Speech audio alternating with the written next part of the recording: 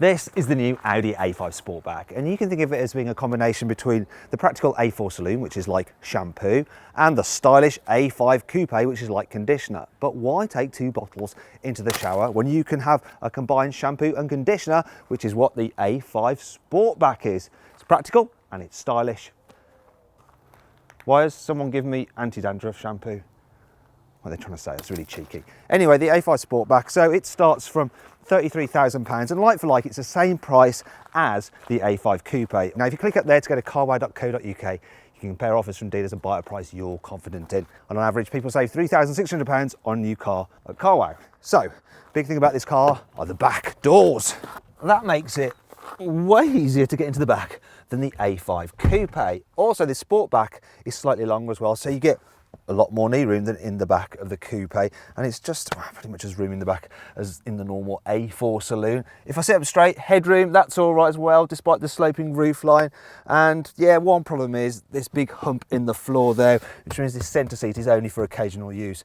It's not very comfortable carrying three people in the back of this car at once. And if you click it there, you can see for yourself by watching our detailed practicality video. You can see how much stuff you can fit in this car's boot and, well, what it's like trying to fit a baby seat in the back here. But I'll go into some more detail on the practicality in a second, such as, look, so if I fold this down, you've got an armrest with a bit of storage under there. And I like these, look, these little cup holders. So you've got massive rear door bins, and those are there as well if you need them. Also, as standard, this car comes with a central seat that does fold down if you need to carry longer items. And that brings us on to the boot. So one of the other key features of the A5 Sportback is its useful hatchback tailgate. So that makes it much easier to load and unload than a normal traditional saloon. Also means that you can fold the seats down and you get quite a big load area. Makes the car more practical. And when you fold them down, look, they don't lie completely flat, but you do have a continuous boot floor, so it makes it easy enough to slide bigger items to the front of the car. You've also got some tethering points there, some nets, and under here is a space saver spare wheel. So there we go, A5 Sportback. Key differences, those rear doors and that hatchback tailgate. In the front then, surprise, surprise, it's identical to the A5 Coupe. So that means you've got a really nice, simple design. Everything just feels really high quality, well screwed together. It's a very nice place to be. Now, as standard in this car, you get tri-zone climate control, you get cruise control with a speed limiter, and you get sport seats as standard, which is a nice touch, and they are very comfortable. There's decent practicality as well as a nice design, so I mean, there's plenty of cubby spaces. This one down here is absolutely huge. Look, you can fit a big bottle, well, a big-ish bottle in it, and the door bins are large as well. In terms of infotainment system, as standard, you get a 7-inch system. This is the one here. Now, that comes with Apple CarPlay and Android Auto, so you can use the sat-nav from your phone through the main screen there. You can upgrade it to have SD card satellite navigation, pay some extra again to have Audi Connect with internet facilities such as live traffic, and then you can use Google Maps. But I suggest you upgrade to the bigger 8-inch screen because you get a faster processor, crisper graphics, and then you can upgrade the normal digital display, which is between normal analog dials, for the full-on Audi virtual cockpit, which looks beautiful. And you can get some more information on that if you click up there to watch our detailed infotainment video. Now though, it's time to find out what the Audi A5 is like to drive. So let's hit the road. So the A5 Sportback uses slightly stiffer suspension than you get in the normal A4 saloon. And yeah, in the old car, it used to feel a little bit too firm riding, but this one, despite the fact it's a bit stiffer, it's still nice and comfortable. It rides bumps very well. Now, if you buy an SE model or the Sport, they get the Comfort suspension. But if you have the S line, it has lower, stiffened suspension.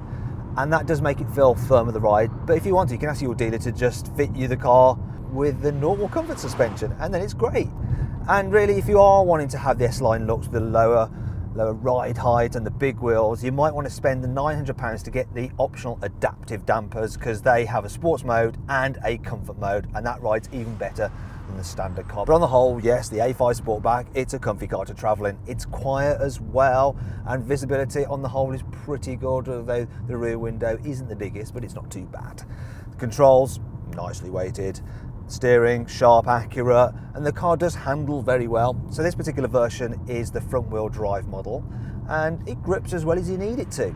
If you want to really throw this car around though, you'll probably want to go for the Quattro all-wheel drive model, which has a slightly rear drive bias. But really, if it's sporty handling you want, The A5 Sportback isn't quite as much fun to drive as, say, a BMW 4 Series Gran Coupe.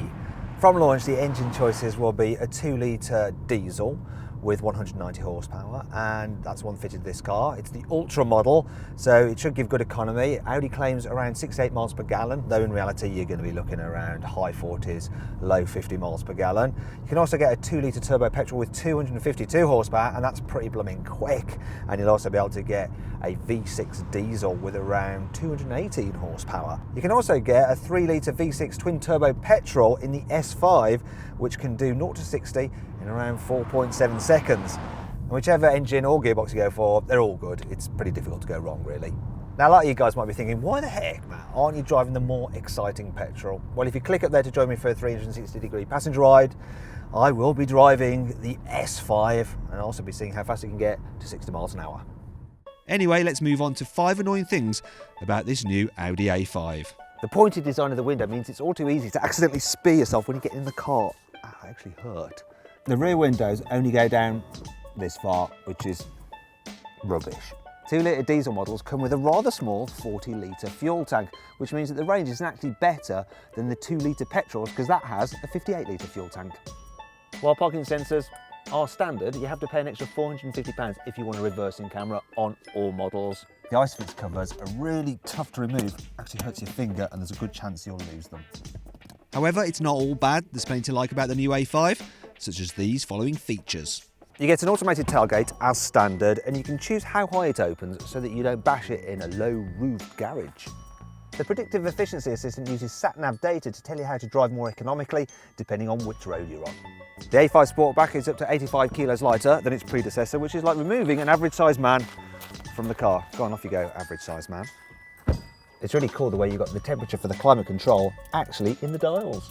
With Audi Connect services, you can monitor your fuel consumption and even find out where you parked your car using your mobile phone.